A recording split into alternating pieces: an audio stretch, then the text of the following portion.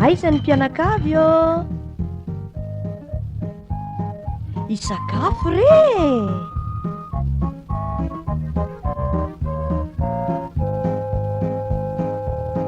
Sakafo panahy! Anio iarahanao amin'ny andriny Jesosy Kristy vonika andresy.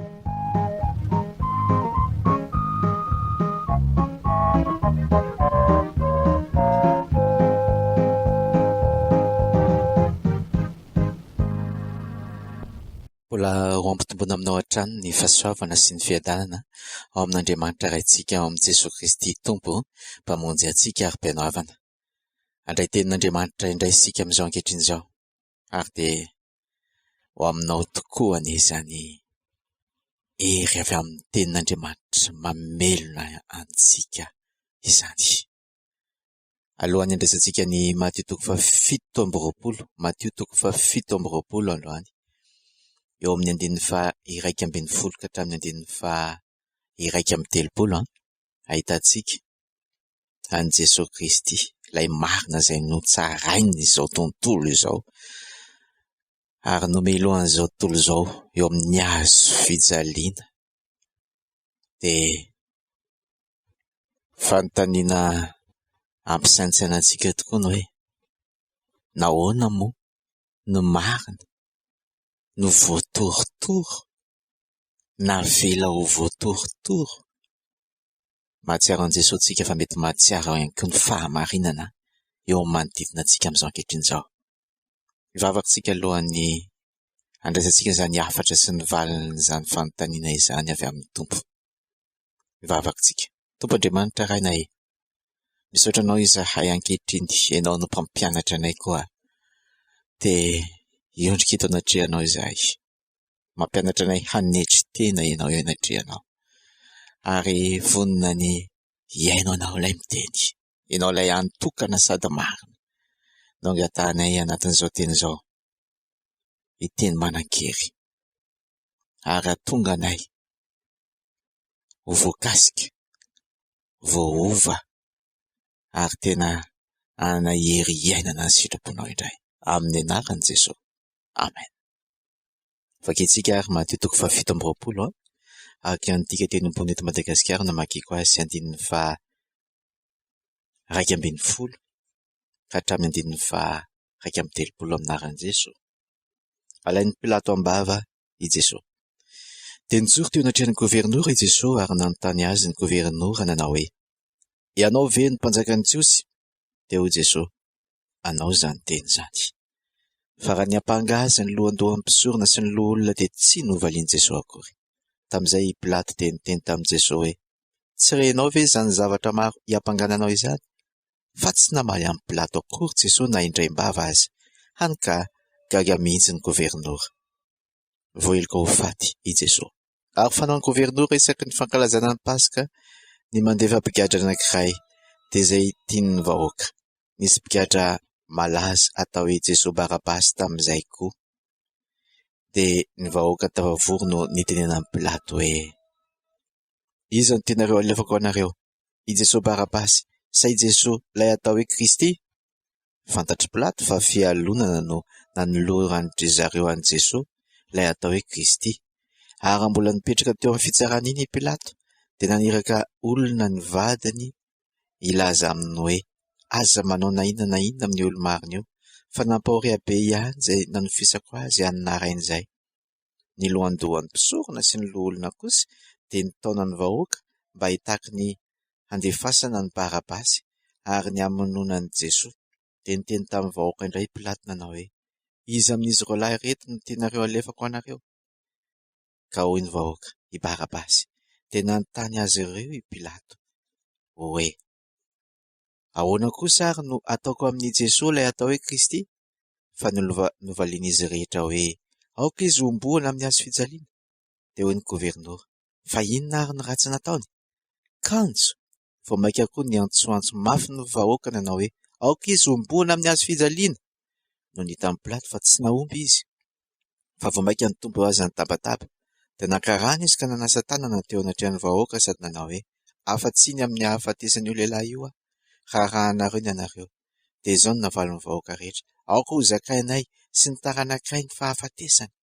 Tamin'izay dia nalefany Pilato ho azy ireo i Barabasy, fa i Jesosy kosa nasiany Pilato nokapohana ary natolony mba hombona tamin'ny hazo fijaliana. Esoriny miaramila Romanina i Jesosy. Tamin'izay dia nentiny miaramila amin'ny Pilato any amin'ny lapan'ny gôvernora i Jesosy, ary novorian'ireo ankeo amin'i Jesosy nitarika miaramila ray manontolo. Dia nendany reto miaramila ny fitafian'i Jesosy, ary akanjo betsaka no nampitafiany azy. Aveo dia nandrandrana fehiloha tsilo ry zareo, ka nasatrony teo andohany, ary nampitazony volotara ny tanany ankavanana, dia nandaloka teo anatrehan'i Jesosy ireto miaramila, sady naneso azy hoe arahaba ary mpanjakan'ny Jiosy. Dia nororanitra zareo izy, ary nalainy ilay volotara ka nikapohany ny lohany. No ny avy naneso azy toy izany ireo miaramila, dia nesoriny ireo ny akanjo be teny aminy, ka nampanaoviny azy indray ny fitafiany, ary dia nentiny izy homboana amin'ny hazo fijaliana. Izay ny tenin'Andriamanitra ho antsika. Mateo 7:20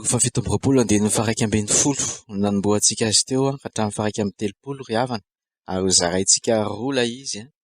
Ahitantsika voalohany ilay fanameloana ny marina. Jesosy io marina melohany io.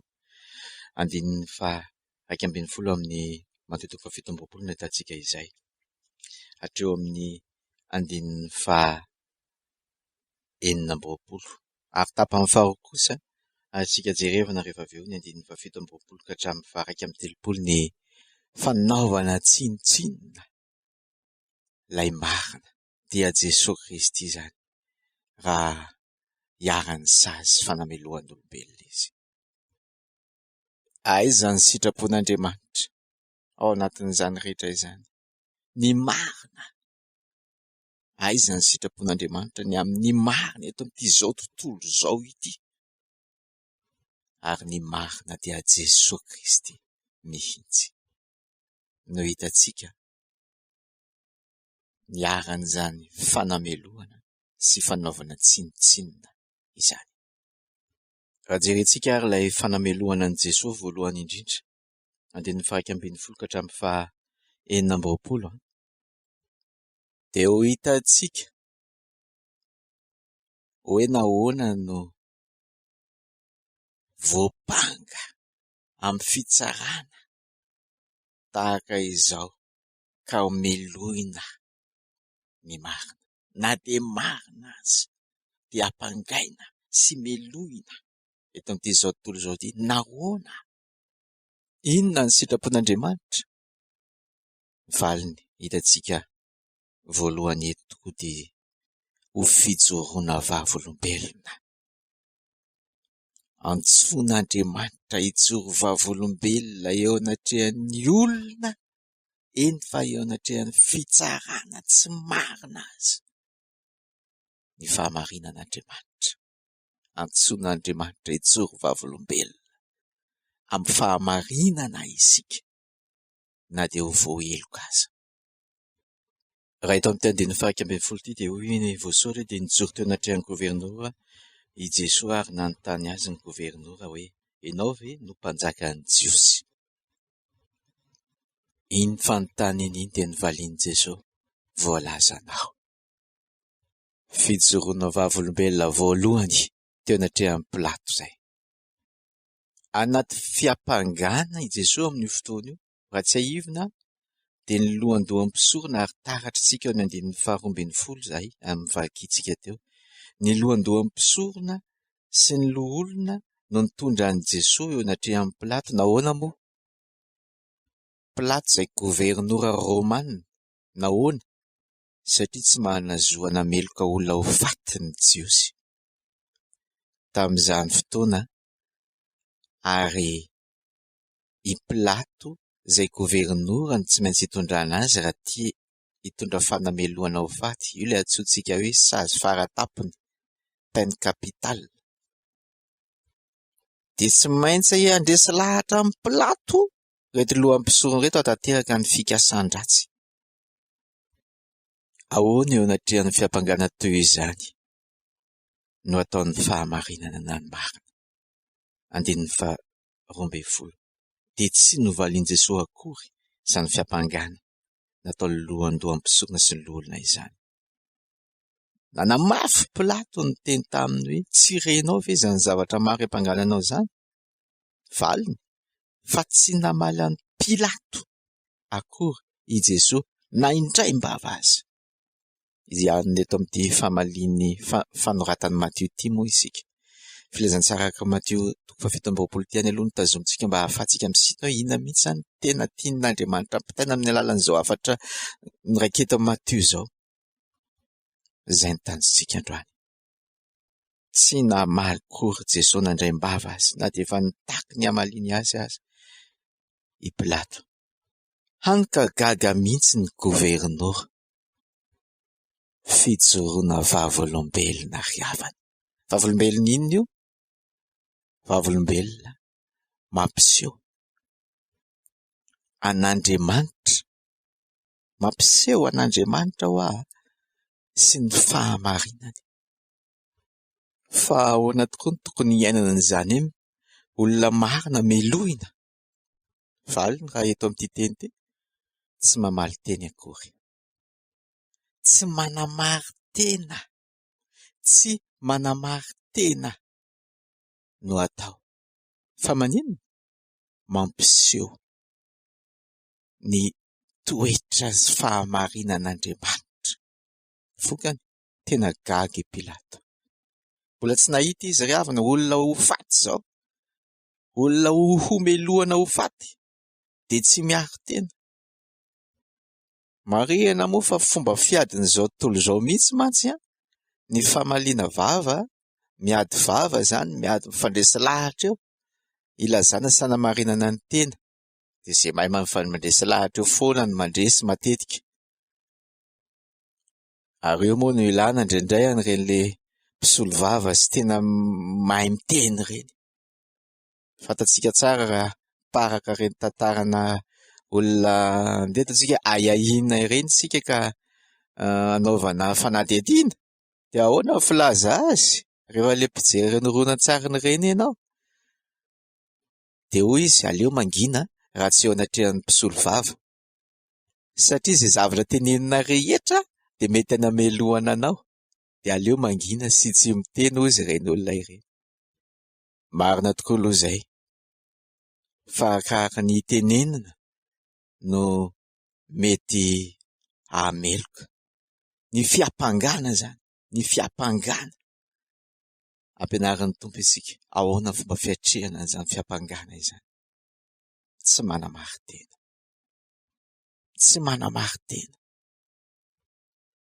Izao sy ianao mety ho diso mihitsy.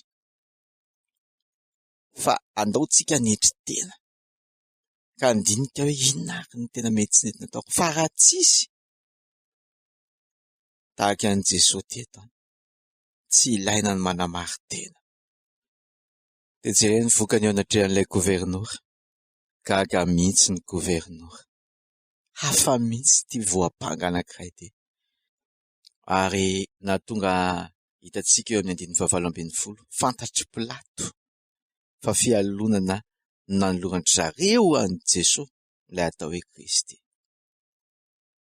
Azontsika tsoahana anatin'izany ny antsoina hoe fijoroana vavolombelon'ny fahamarinana, tsy amin'ny teny ihany hery havana no andresena lahatra, fa mifihetsika rehetrarehetra izay naseho an'i Jesosy teo.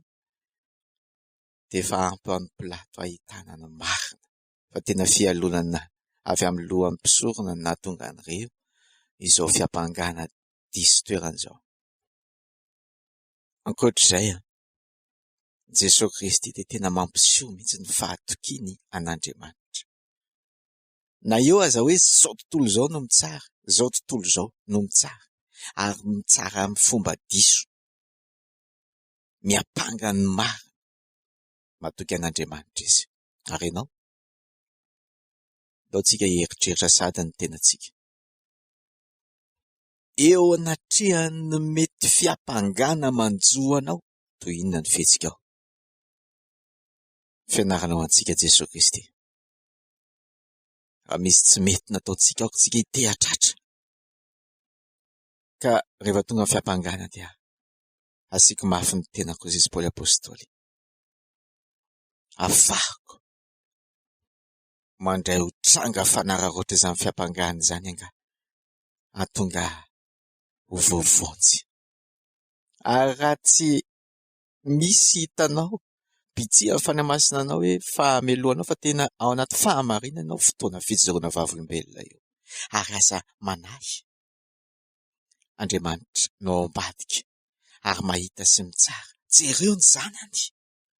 Eo an-dalam-panameloana azy izao tontolo izao fa tsy nietsika ny zanany. Matoky an'Andriamanitra. Misy hevitr'Andriamanitra. Ary misy fijoroana vavolombelona sy eo. Tahaka ny hoe hivadika ny raso. Ka ilay olona hitsara sy hiampanga eo anatrehan'ny fahamarinanao. Ireo olona hitsara sy hiampanga ireo no ho tsaraina eo anatrehan'ny fihetsika rehetra izay nataony. Tahaka ny fitsarana ilay mpitsara, ny fitsarany sy fanameloany ny marina. Fitsaran'Andriamanitra azy io. Jereto koa angeny zava-niseho hoe ao amin'ny Pilato daholo ny masitsika. Pilato nahafantatra fa mariny Jesosy, tsy meloka izy.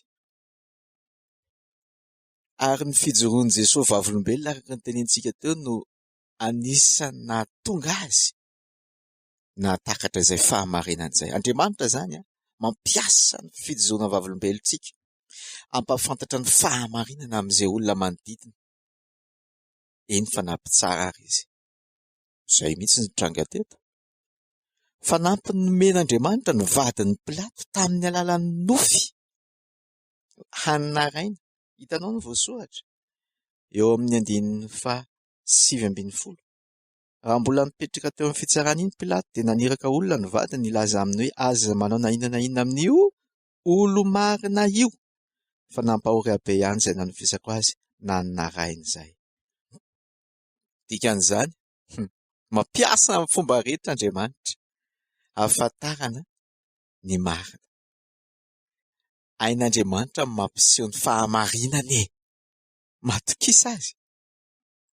Reto zao olona jentilisa ny tranga teto. Ain'Andriamanitra mampiseho ny fahamarinana amin'ireo olona jentilisa ireo. Mety amin'ny nofy, mety amin'ny fahazavan-tsaina sy ny fahitany ny zava-misy.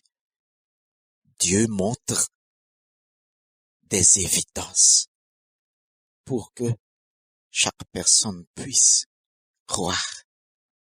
Zany hoe asehon'Andriamanitra na jentilisa io na izy io na izy fomba ahafahany mahafantatra ny fahamarinan'Andriamanitra ka ino. Hafa mihitsy teto amin'ity amin'ny Pilato ity. Nitarihy amin'ny fitsarana tsy efa hitantsika tany aloha amin'ny toko 4:20 nataon'ny lohan'ny mpisorona. Tenin'Andriamanitra no tenenin' Jesosy satria mahay tenin'Andriamanitra reto olona reto. Fa eto hafa mihitsy. Efa nitsarainy Jesosy tarihy amin'ny lohan'ny mpisorona ary tenin'Andriamanitra no nipetraka tany. Fa eto tsisy tenin'Andriamanitra eto. Fa ain'Andriamanitra mampiseho ny fahamarinany amin'ny olona na dia tsy mahalala tenin'Andriamanitra azy izy. Raha mijery amin'ny Pilato tsika, tena hozy Pilato tena ataoko izay hanafahana an'ity olona ity. Fa mariny ity olona ity saingy eo ny indro kely. Te hanafaka azy Pilato. Dia misy ambarany Matio, asehony Matio tsara mihitsy hoe fanaon'ny gouvernoura amin'ny fankalazana ny Pasika ny mandefa brigady anankiray dia izay tiany vahoaka. Manao izay afinaritra ny vahoaka ny gouvernoura rehefa Pasika. Moa va tsy tahaka an'ireny antsoina hoe famitsoran-keloka na fanalefahan-tsazy amin'ny fetim-pirenena malagasy ireny ataon'ny filoham-pirenena, grâce présidentielle no filazantsika azy. Sa tsy izany? Io ny fotoana ahafahan'ny Pilato mandefa azy ka hitenenany amin'ny vahoaka hoe iza ary no tianareo, Jesosy Barabasy sa Jesosy la hoe Kristy. Hitantsika izay fanontaniana izay. Niendrika ilay mpandrafitra te hanararoatra ny fotoana io izany Pilato hoe raha tiany vahoaka dia ho afahana izy. Ino no tiany Pilato hararoatana? Kinanjo. Raha nipetraka ny safidy dia Ilay Jesosy Barabasy indray no ny fidiny vahoaka, no ny fitarihan'ny lohan'ny mpisorona azy. Hitantsika eo amin'ny andinin'ny 20 zany. Ny taona ny vahoaka ny lohan'ny mpisorona, lohan'ny mpisorona sy ny loholona mba hitaky ny andefasana ny Barabasy ary ny hamonoana an Jesosy. Zay ny hitantsika eto. Mbola nisisika ihany Pilato. Rehefa niteny vahoaka hoe Barabasy no fidinay ho alefa, dia nisisika izy niteny, ahoana kosa nataoko amin'ny Jesosy ilay atao hoe Kristy? Dia novaliany izy rehetra hoe aoka izy ombohana amin'ny hazo fijaliana. Mbola niteny ihany Pilato. Dia hoy ny gouvernement, fa inona ary no ratsy nataony? Raha ianao zao no teo amin'ny toeran'ny vahoaka, mety tsy hitanao izay havalina izany fanontanian'ny gouvernement zany. Inona moa no ratsy nataon'i Jesosy? Inona? Tsisy mazava ho azy. Fa dia tena tonga dia vonohy fotsiny e. Inona ny valiny? Kanjo vao maika ny antsoantso mafy ny vahoaka natao hoe aoka izy miboana amin'ny hazo fijaliana. Aseho an'ity tantara ity mihitsy hoe mafy loha be ilay vahoaka, fa efa hoe omboana izy dia omboana. Fa raha mijery amin'ny Pilato isika, hoy aminao, dia tratran'izay tsindry izay izy, ny anao izay tiany vahoaka izay. Ary hoy ny voasoratra hoe noho ny hita amin'ny Pilato fa tsy naomby izy, fa vao maika nitombo azy nitabataba, dia naka rano izy ka nanasa tanana teo anatrehan'ny vahoaka sady nanao hoe afa-tsy ny amin'ny fahafatesany io lehilahy io rahanareo ny anareo. Hitantsika ve zany? Tsy tafa namotsitra an'i Jesosy Pilato noho ireto vahoaka midongy ireto, vahoaka nanahirana ireto sy nitabataba ireto, migrevy. Marihana tsara fa i Pilato amin'io mahatonga azy io Jerosalema dia mba tsy hampisy nitabataba. Andro Pasika mantsy io zoma io andro io, ary andro ao anatina antsoina hoe andro fankalazana, nahatonga anazy teo Jerosalema ary nararaotiny reto lohandohan'ny mpisorona sy ny loholona jiosy reto nitondrana ilay tantara, ilay fiampangana teo amin'ny Pilato, ahafahan'izy ireo mahazo fanameloana ho faty. Kinanjo tena nisy tabataba tokoa, fa saingy noho i Jesosy nahatonga ilay tabataba, ary noho ny tsy faneken'ireto olona ireto ny hanafaka an'i Jesosy fa dia hoe ombo ihany ny fantany. Vokany dia voatery Pilato nanaiky ny fangatahany vahoaka. Tsisy hafa ankoatran'izay azy ny natao. Raha eto amin'ity tantara ity, nanasa tanana izy. Moa avy zany milaza fa afa-tsy ny Pilato. Nanala tsiny ny tenany izy, nanasa tanana. Fa raha manasa tanana amin'ny savony aza hoe izy ry havana dia dikan'izay hoe tena voadio izy. Mandrakity ny androany, isika kristianina rehetra manao fanekem-pinoana apostolika no miara-milaza fa tamin'ny fanapaham-po ty Pilato ny nanombohana an' Jesosy, namoahana ny didy omboana amin'ny hazo fijalian'i Jesosy Kristy, voatonona ny anaran'io lehilahy io, fa io no nahatonga azy homeloka. Hoy isika, ny fitsarana ny marina tahaka izao dia mitsara ny mpitsara azy, mitsara ny mpiapanga azy. Tandremo, fa misy tokoa ny andraikitra izay apetraka aminao olombelona, na amin'ny Pilato io, na amin'ny vahoaka io, na amin'izay tompon'andraikitra rehetra io, tahaka an'ireo lohandohan'mpisorona sy loholona. Tadidinao ny Mateo 7:20, fanontaniana napetraka teo. Indroa napetraka izy ato amin'ny Mateo 7:20 sy 9:20. Iza ny tianareo alefako ho anareo i Jesosy Barabasy sa i Jesosy ilay hoe Kristy? Fanontaniana mipetraka ary safidy mipetraka amin'ny olombelona rehetra. Barabasy sa Jesosy? Omena safidy isika, anapa-kevitra, miainga amin'ny zavatra fantatra ao, ampahafantarin'Andriamanitra antsika rehetra ny marina, fa izasenao tian'Andriamanitra isafidy hifidy ho an'ilay marina avetsika. Satria ny an'ny Pilato no manao izay tiany vahoaka ka tsy hampisy korotana. Io le hoe ekena mba tsy hifandirana, efa niteny takizany ve ianao? Takizay ny an'ny Pilato, tsy fahamarinana izany. neny vahoaka no tairina sy ny tao amin'ilay lohandoha mpisorona sy ny loholona vahoaka izay tahaka ny andeha ataontsika hoe manaraka ny torohevitry ny mpitarika jamba. Ianao moa izy ny torohevitra rahanao rehefa hisafidy mandiny tena isika, fa mety hanapotika ny fahamarinana ny fanarahantsika ny torohevitra mpitarika jamba tahaka izany. Jesoa ihany no marina, izay teneny Jesoa ihany no mila ekena sy arahana. Dia jerena reto vahoaka reto, vahoaka entanetany-po, vahoaka tsy nandinika tsara. Ianao ve efa nanapa-kevitra kanefa tsy nandinika tsara fa manaraka ny feon'ny manodidina sy ny andeha ataontsika hoe onjany fotsiny. Izay ny olana amin'ny antsoina hoe demokrasia. Misy lafiny tena tsara no hoe ny vahoaka no miara-mandinika, kanefa vahoaka iza no miara-mandinika? Vahoaka iza? Reto olona ireto ve? Nga reo nandinika. Fa ny hevitr'ireo olona mpanodikodin-doha lohan'ny mpisorona no nitaona anazy hifidy hoe Jesosy omboy, fa hibarabasy ilay mpigadra sy mpamono olona hafao. Izany ke fanontaniana napetraky Pilato mba hampatonga an'ireto olona ireto tonga dia hisafidy an'i Jesosy mazava ho azy le tsy nanao ninona toy izay ilay mpamono olona. Fa mahagaga fa noho ny fientanam-po sy ny fanarahana renirano sy noho ny fandrokidrokiana dia miaraka miteny daholo ny olona, ary tsy azo atokisana mihitsy ny vahoaka an-dalambe. Ny demokrasia, olona mety andeha ataontsika olona mandinika tsara sy nianatra n'ilay zava-misy ka afaka hanapa-kevitra amin'ny fahendrena dia ekena, fa misy lafa marina azy na dia tsy marina foana azy, satria fantatsika fa ny sitrapon'Andriamanitra mety tsy takatry ny olombelona na dia olombelona maro be azy.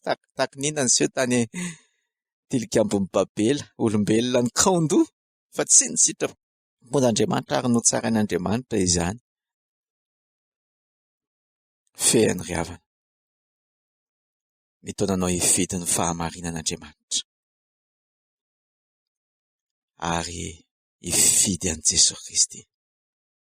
Raha ianao no anatin'ny sendra ny fiampangana sy ny fanamelohana, mifidy ny jorovavolom-belona, mifidy ny hibebaka amin'izay mety tsy mety natao, fa tsy ny aro tena, fa ny aika aza ny fahotana, mba ho voavela heloka. Fa ny fizarana faharoa hitantsika manomboka eo amin'ny 9:20 kosa, rehefa natolotra ho kapohana Jesosy ary ombona amin'ny hazo fijaliana, dia hitantsika ilay zavatra mampalahelo loatra azonao jerena tsara manomboka 17:20 indrindrindrindra ka hatramin'ny 1:30. Tamin'izay dia nety miaramila amin'ny Pilato any amin'ny lapan'ny governory Jesosy ary novorian'ireo ankeo amin'ny Jesosy nitarika miaramila ray manontolo. Izany hoe ny miaramila Romanina ray manontolo tao amin'ny toerana sy toby misy ny lapan'ny governory iny vondrona teo anatin'i Jesosy aninona?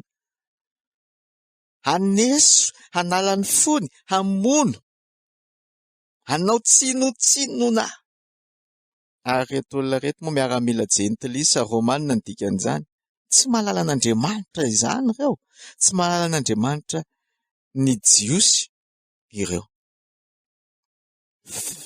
fa dia tena nanao izay nahafa-po sy nahafinaritra azy.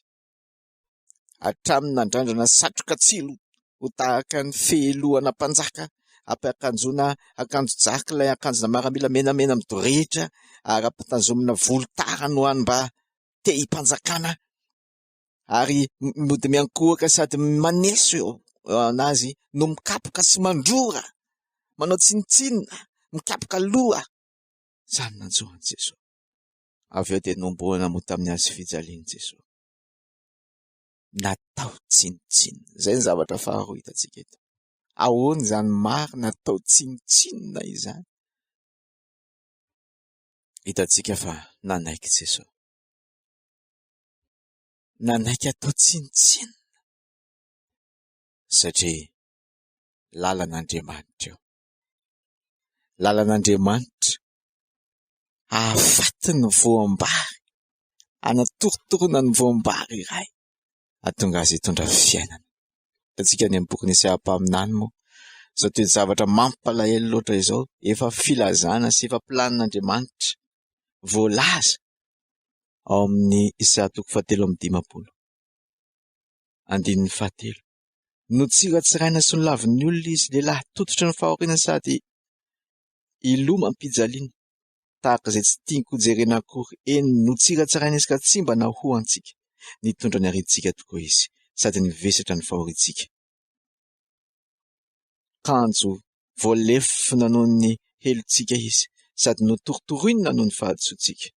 Ny famaizana antoky ny fiadanantsika no niatra taminy, ary ny ratra nahazo azy no nahasitrana isika.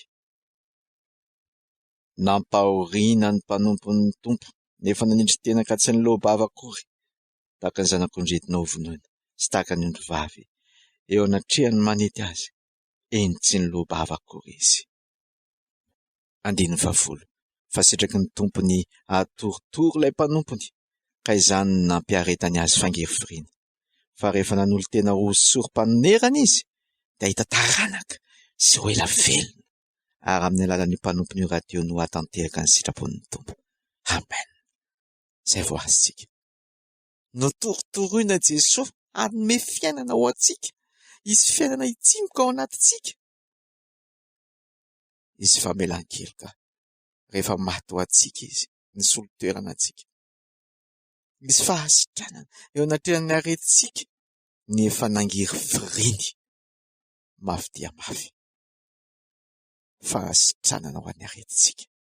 Sany ny planin'Andriamanitra. Matorotoro tahaka izao misy antony ao. Ary izy fahavelomana ny ao ambadika sy ho toy eo. Efa nandalo fahatorotoroana ve ianao? Manombo indrindrindrindra ny atsika, izany fahatorotoroana izany, manombo ny faniritsika sy ny filatsika mihitsy. Manombo ny izao atsika, izay manakana atsika, tsy ampiseho ny voninahitr'Andriamanitra. Torotoroina mba ny herin'Andriamanitra, fahendren'Andriamanitra,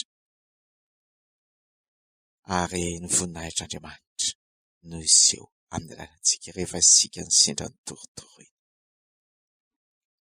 Misy planin'Andriamanitra lehibe ao ambadikin'izany, na tsinontsinona Jesosy io, na mety ny andalovantsika ny zavatra tahaka izany ihany koa.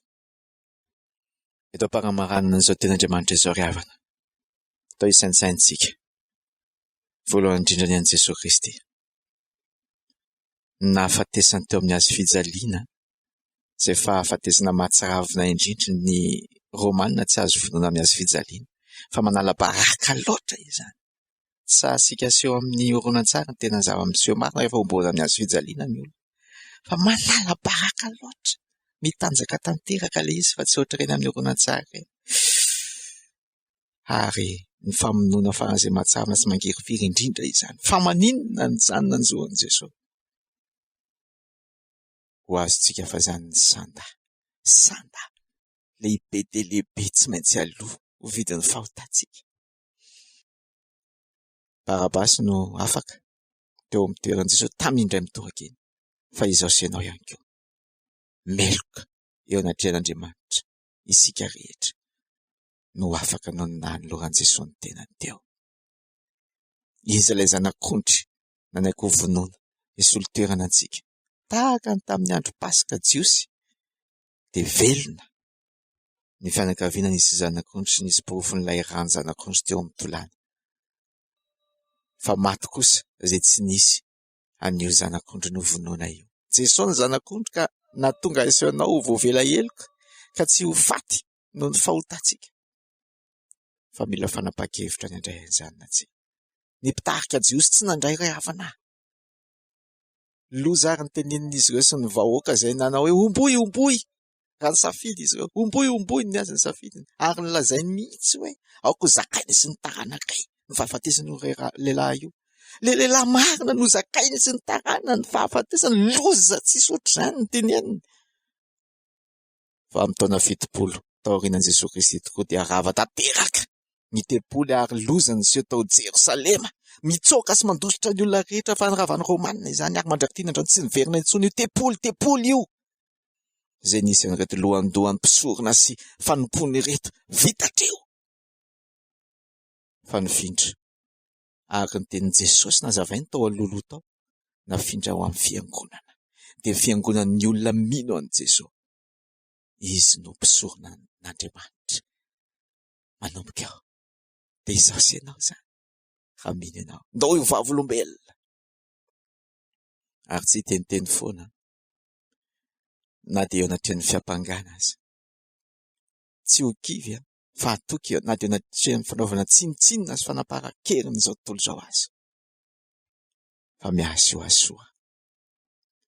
Ary atonga vokatra be ho an'ny filazantsara sy fiainana be dia be ho antsika mandrakizay. Ivarakitsika. Misaotra tomponao ny teninao androany any. Lalina tokoa izany fahafatesan'ny olona marina izany ary tsy rariny.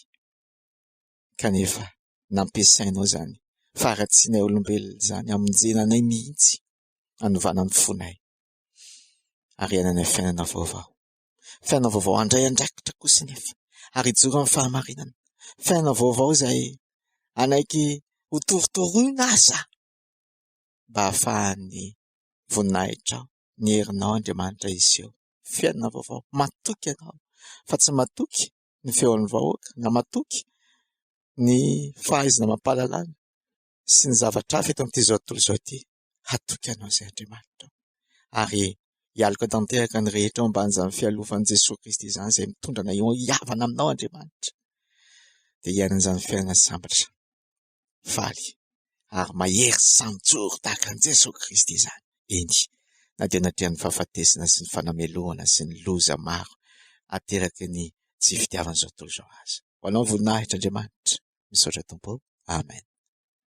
Zay nareo teo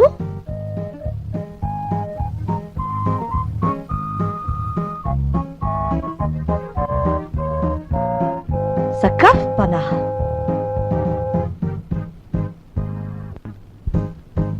Androany niarahanao tamin'ny andriny Jesosy Kristy, vonika andresy.